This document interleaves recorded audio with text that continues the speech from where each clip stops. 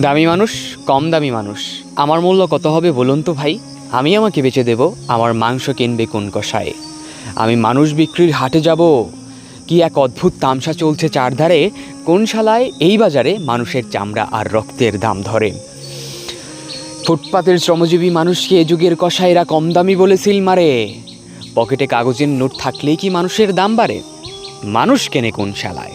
ফুটপাতে যে হাতুড়ি চালায় সে কি তোদের ধয়ার কাঙাল? ফুটপাতে ঘুমালেই সে কম দামি, আর প্রাসাদে ঘুমালেই সে মস্ত দামি।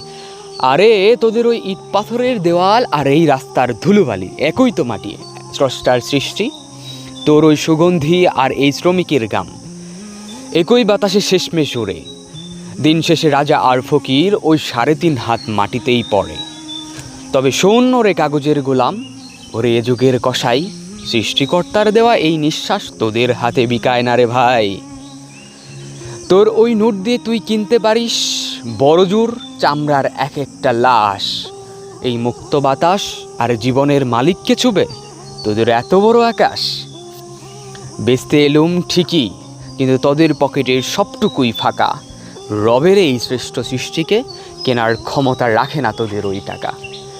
তাই তোদের ওই সস্তা বাজারকে আমি বুড়ো আঙুল দেখিয়ে যাই। যিনি বাঁচিয়ে রেখেছেন এই ধুলোবালিতেই, তার চরণেই শুকরিয়া জানাই।